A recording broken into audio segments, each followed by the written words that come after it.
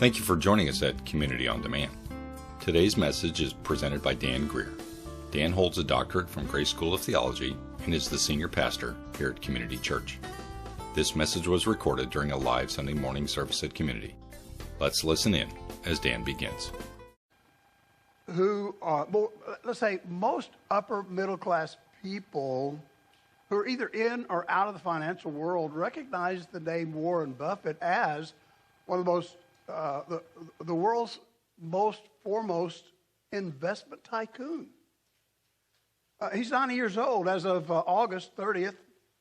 He's worth $122 billion as of this month, which is down a little bit. He's made much more than that.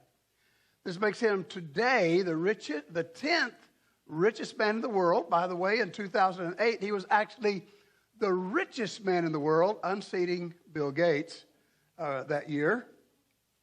Warren Buffett is the CEO of Berkshire Hathaway, which is one of the world's largest holding companies. Some of his holdings include ABC, Geico, Coca-Cola, Goldman Sachs, GE, ConocoPhillips, and Dairy Queen. Every time you eat a Hunger Buster or a Blizzard, you're helping his portfolio. And I don't care because I like Blizzards and Hunger Busters, okay?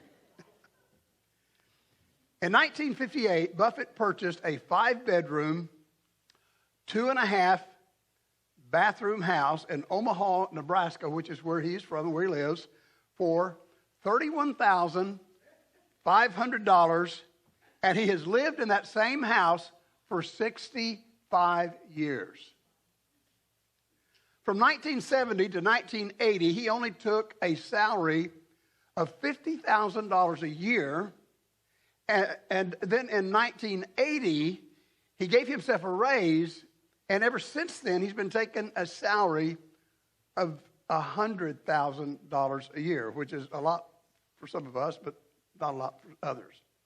However, his investment firm, Berkshire Hathaway, are you ready for this, has 383,000 employees with an annual revenue of around $302 billion. Warren Buffett understands the stock market. He recognizes investment opportunities and how to invest his capital for the future. You know, over the years, I've read a lot of the stories about great investors. Henry Ford, Andrew Carnegie, John D. Rockefeller, Aristotle Onassis. But I'll be honest with you, I'm a bit skittish of the stock market. I think, should I, shouldn't I, but and I'm not saying yes or no on any of that. But what makes me a bit skittish of the stock market is some of the crashes that we've seen in our lifetime. I mean, 1987, 2000, 2001, 2008, 2020. I do say, and I'm not doing a plug now because we aren't selling bonds or anything, but I do want to say that last year's bond program was a big win for us, for Gayla and I. A good return on investment, a great debt-to-income ratio, and an incredible debt-to equity ratio of about 3-to-1. So we're really happy with it and thankful that came along at this particular time. Here's the thing. We all want to make good investments. We all want to be financially secure for the future. We all want to be able to put our money in a place that will grow, and then when we get older, when we can't work, that our money will turn back around and work for us. That's what we want to do. However, there's a lot of things today that have us worried. We're worried about the looming national debt of $34 trillion. Whoa, man, that's scary. We're worried about the rising mortgage rates, inflation that continued to rise in September. It's kind of taken a dip in January, but it's going to rise again, Or it might take a lot of dips during this election year. Who knows? And the devaluation of our currency, all of these things have got us kind of worried about the financial future of the world in America and things. as Jesus finishes up his kingdom of heaven parables, just before he is crucified, guess what he does? He teaches a parable on how to make the most solid investment for the future. I titled the sermon "God's Investment Program," but I say that the title there on your notes is the parable, the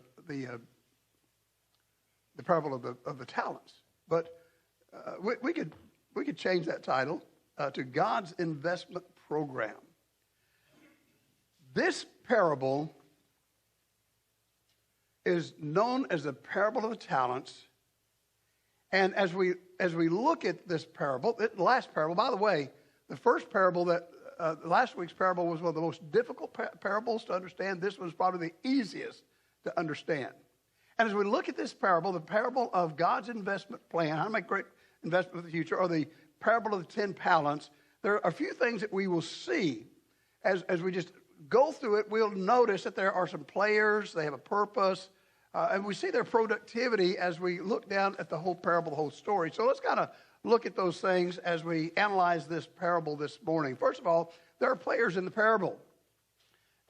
Chapter 25, verse 14 says, "For the kingdom of heaven is like a man traveling to a far country who called his own servants." By the way, in the context here, Jesus is continuing his lesson that we call the Olivet Discourse on the Mount of Olives, where he's called his 12 disciples together, and he's teaching them about end times. And as it gets down to this verse, he kind of breaks into that. And it's very obvious who the players are. The man going on a long journey represents Jesus. His servants represent his 12 disciples and future disciples who are the servants of Christ. Look down at verse number 19, though. It says, "After a long time, the Lord of those servants came and settled accounts with them." So just through that right there, let's notice a few things. Number one, this man goes to a far country. Number two, he's gone for a long time. And number three, he returns to settle his accounts. So again, the players are obvious. We're talking about Jesus and his disciples, Jesus and his servants here. Jesus has gone to a far country, heaven. Is that not right? He's been gone for a long time, 2,000 years, a long time.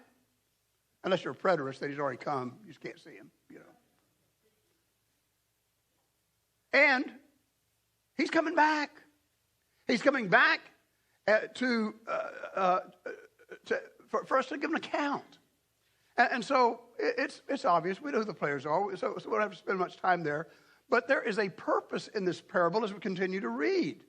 So look down at verse 15. He says, "And to one he gave 5 talents, to another 2, to another 1, to each according to his own ability, and immediately he went on that journey." Now, the reason that Jesus is calling the servants to this meeting that he's having is to deliver to them part of his investment portfolio. He's calling them together with a purpose of, guys, we're going to have a meeting. I'm going to deliver you part of my portfolio. Your purpose for this meeting is to take part of my portfolio and go out and invest it and grow the portfolio. That is your purpose. He is not delivering to them their inheritance. He's not saying, okay, here's, this is yours. This is still his investment capital to invest in profitable ventures for the future. Now, when I see the word talent, I just think about how talented we are, right? Singing, playing the guitar. That's not what it means. This talent here is a measurement of money. The problem is, I don't think that a lot of times when we see the word talent here that we can comprehend just exactly how much money it is. But a talent is equivalent to about 20 years' wages. Quite a bit of money. 1 talent. So let's take $75,000. That's not too little. It's not too much. It's kind of an average $75,000 a year. Some of you are thinking, man, if I made $75,000 a year, I'd be a millionaire. Some of you are thinking, so how can somebody live on $75,000 a year? So we're just going to take it, okay? We're going to take that. So for $75,000 annual salary a year, 5 talents would equal about $9 million. 2 talents would equal about $3 million. And 1 talent would equal about $1.5 million. So this man who is traveling to a far country, who will be gone for a long time, is giving a sizable amount of his money to his servants for them to invest and grow while he's gone. That is their purpose. That is what his servants are doing. But then, when we get down further in the story, we see their productivity. Look at verse 16. Then he who had received the 5 talents went and traded with them and made another 5 talents.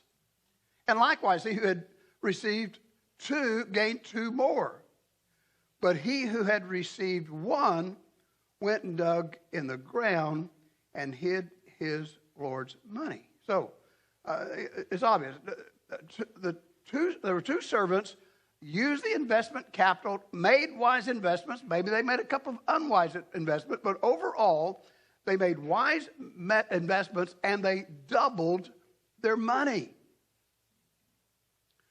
The third guy made no investment, dug a hole, hid it. I'm going to keep his investment safe, and he made no money. So, some of you guys know about investment and growth and stuff like that, but just let me throw this out to you.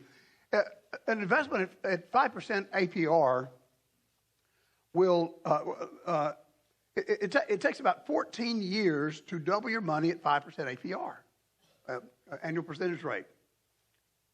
If it goes up to 7%, you're going to double your money about every 10 years. But at 10%, you'll double your money about every 7 years. So the meaning of this parable, again, is very, very obvious. Christ is away, he's away on a long journey. He has called his servants. He's given them investment capital to invest in his kingdom of heaven while he's gone. He said the kingdom of heaven is like. So what he's doing here is he's teaching this after he's taught about the destruction of Israel, the tribulation period, the return of Christ, the second coming of Christ. After he's taught all those things, he comes back and says, okay, let me give you a parable to tell you exactly where we are. I'm the man that I'm calling you together. I'm going away, and here I'm giving you investment capital to make while I'm gone. I'm convinced, folks, that the major problem in today's average American Christian is that many, if not most of us, do not see ourselves as productive players with purpose. Many of us and many people that name the name of Christ see themselves as customers and consumers of God's product and go to church much like someone would go to Walmart looking around to purchase something. That is not who we are. That is not where we are. The tragedy in American Christianity today is that is where most Christians are. I'll come to church. I'll get there. What you got for me? If I like it, I'll take it in. If I don't like it, I'll spit it out. I'll fuss about it. I will love it. I'll dislike it. And so what we have become is consumers. We do not see ourselves as servants who are to be investing God's assets for his coming kingdom. If we could see that, our motivation would go up the scale 100-fold if we could only see that truth that Jesus is teaching at the end of his Olivet Discourse, talking about the end of this age. So let's try to reorient ourselves. Let's try to change our perspective. let's try to look at ourselves as productive players in God's kingdom with purpose. If we could just see ourselves that way, I think it would change our lives. I think it would be life-changing. So let's go back to the beginning there. We are to be his servants. Verse number 14, for the kingdom of heaven is like a man traveling to a far country who called his servants. Christians who make the transition from shopper to servants experience a life-changing transformation that gives them a completely different perspective on this life. And I'm going to show you just that in a moment. I'm going to show you why we struggle in doing this. You see that word servant there? That word servant is actually doulos or doulos. And it literally, are you ready for this? It literally means slave. We don't like that word in our culture. We've got a history. We're still struggling with it. We're dealing with it. But it literally means slave who is subject to a master. Now, let me tell you about this word doulos. When you do a word search of that, you'll find that it's 127 times in the New Testament alone. And sometimes it's translated bond servant. Now, when you go to the Old Testament and see what a bondservant is a slave who willingly goes to his master and says, I know that I'm a free man now, but I really want to be your slave forever. And they had a ceremony. They'd take his earlobe and go put it on the door jamb and take an awl and pierce the ear, making him a lifelong slave to his master. Now, we struggle with that. But that's what the picture is here. And again, making the transition from shopper to servant is a life-changing experience. We get a completely different perspective when we understand that we are servants of the Most High God, not shoppers of the Most High God's products. It's totally life-changing. We become productive players. We have purpose in life. We're no longer going around saying, what can I do for my life? What am I supposed to do with my life? I don't know what to do with my life. If you're a servant of the Most High God, you've got it. Whatever he calls you to do. We struggle with that as American Christians. We really struggle with that. But I'm telling you, when you grab that and grasp that, it can change your life. We become, when we make that transition, when we look at things from that perspective, we become committed workers who serve rather than critical whiners who subvert. That is the transition. It happens automatically. We become, we see the problem, and rather than complain about the problem, we're jumping in there and fixing the problem. And the problem is sin. So we are to be his servants. The second thing that we see here is that we are to be his stewards.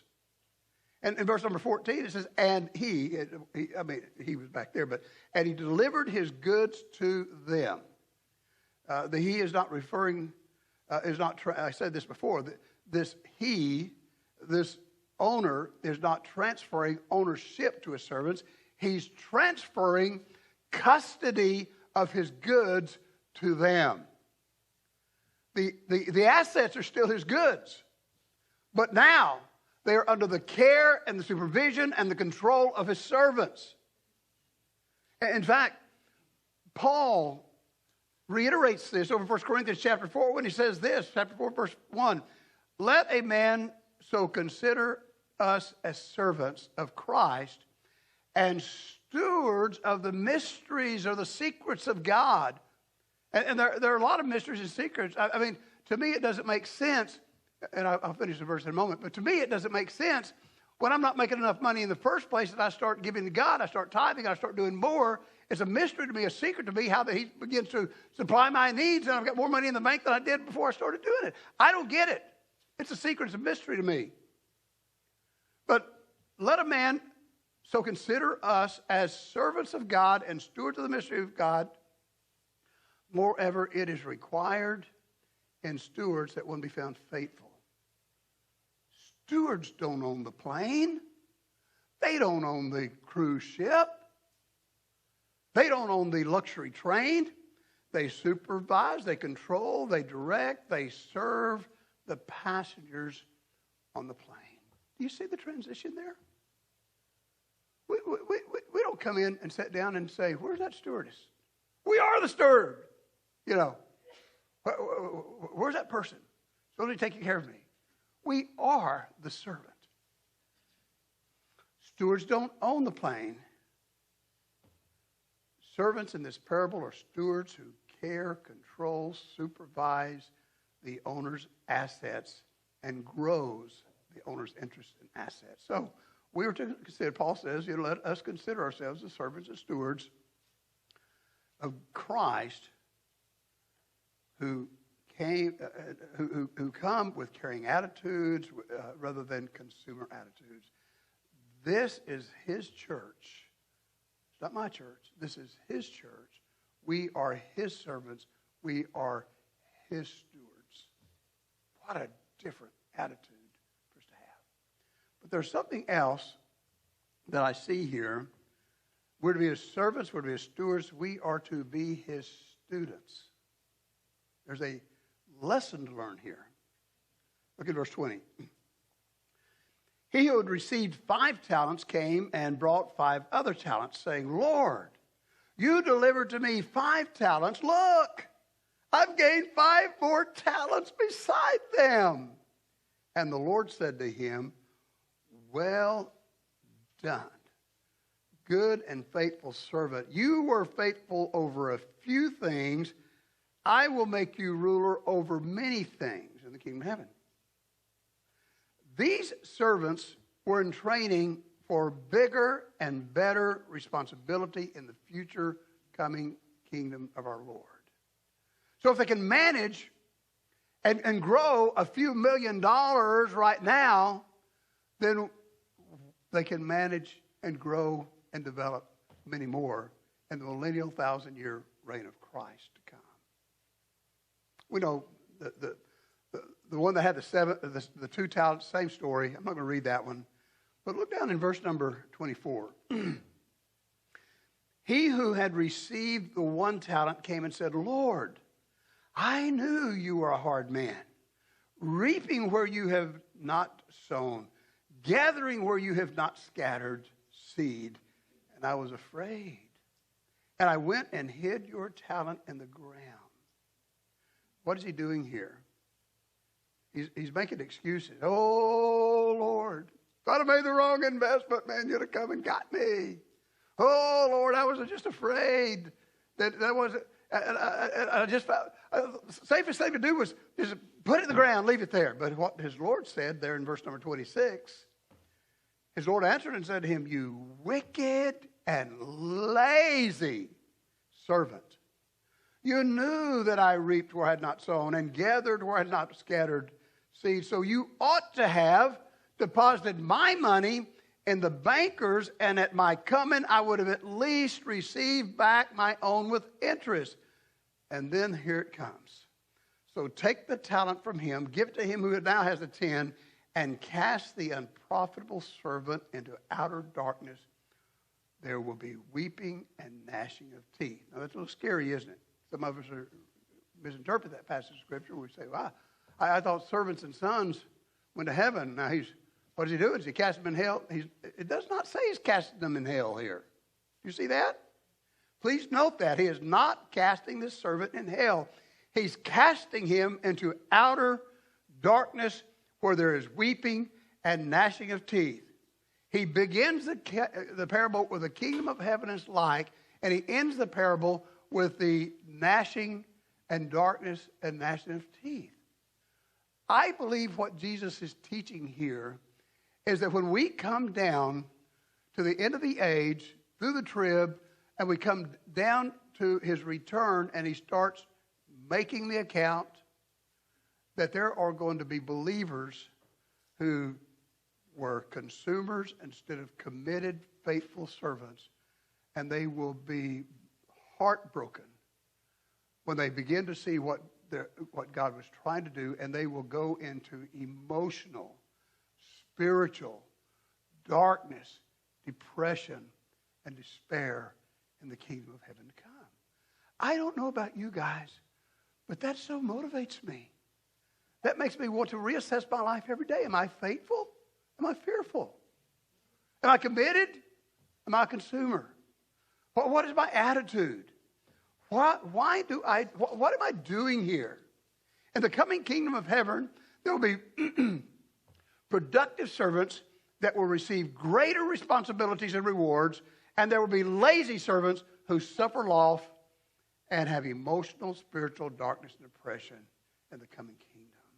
We are his servants, his stewards, and his students who have been commissioned to be productive players with purpose in this life with a dynamic future or a dark future in the coming kingdom of heaven.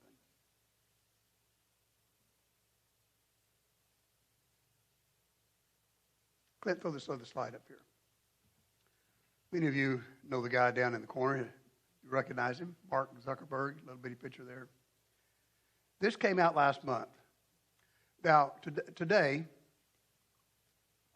Mark ranks as the 5th richest man in the world with a net worth of $132 billion.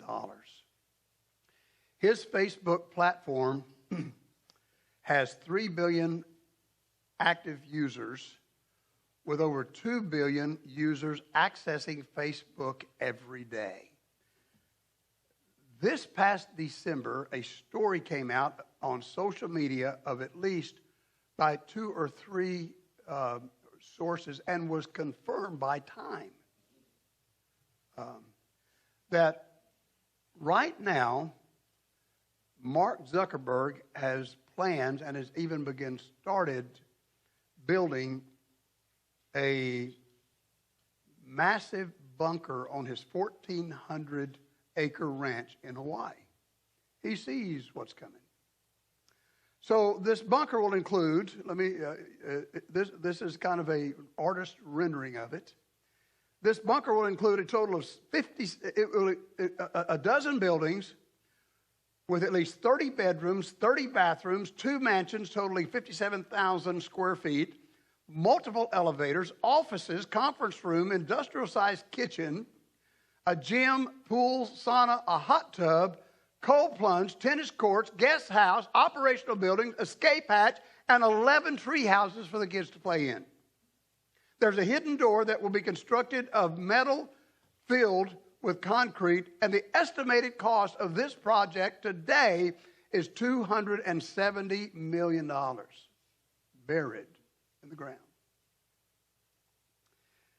I've got some bad news for Mark. He needs to go and read Revelation chapter 6 and verse 14 and Revelation chapter 16 and verse 20. It talks about the islands are going to sink. It's not going to work. I'm sorry, Mark. We could build some more buildings out here if you want to invest your money in something good, you know. Over 25 years ago, the Lord delivered us 5 talents. Metaphorically speaking, spiritually speaking, okay. It was actually 5 acres of land right here at 8909 Cochran's Crossing. And we decided to build a beacon rather than a bunker. And the reason we did this is that we wanted to draw people to Christ. You hear me saying that multiple times up here. Our mission is to draw people to Christ. Our mission is to provide an environment that draws people to Christ, equipping them to reach others. That's why we try to make a cool lobby out there with coffee and donuts and stuff. We try to draw people in that door, you know. We raised money. We worked hard Some of you in this room, I've got pictures of you in the hallways painting with rollers and stuff like that. We raised money, we did work, we worked hard, and we finished. But as we finished that first phase, it dawned on us that we had only used 20% of the 5 talents, about an acre. And so recently, we went to phase 2. And you know, we're basically finished with phase 2. We went in there last week, but that's only 20% of the investment. Or that's only 50% of the investment now that's complete. The last thing that I want to do is, upon God's return, for him to look at me and say, Dan, come on, man. You guys only use 50% of the investment of what I gave you. God's investment plan is not to bury the rest of the investment. God's plan is for us to invest the assets that he has given us with purpose and productivity. So that's us as a body, as a church body. But let me ask you this question. How do you see yourself? And in fact, I really want to hear the word. I live for these words that was given to that first servant there. I live for the day that I see the Lord and he looks to me and he says, good and faithful servant. You were faithful over a few things. Now I'm going to give you care, responsibility, custody over many things. I look for those words. How do you see yourself when it comes to God's investment plan? You see yourself as a shopper or servant? Are you a customer or committed? Are you building an investment or bearing an investment?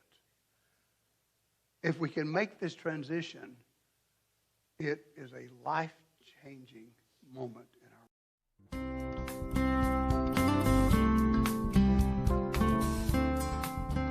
On behalf of Pastor Dan and the folks at Community, thank you for joining us today at Community on Demand. Feel free to share this link with others, and please know you are always welcome to be our guest during a live service any Sunday morning at our campus in the Woodlands, Texas. For more information, just click on the link www.cbcwoodlands.org. I hope you will again join us at Community on Demand.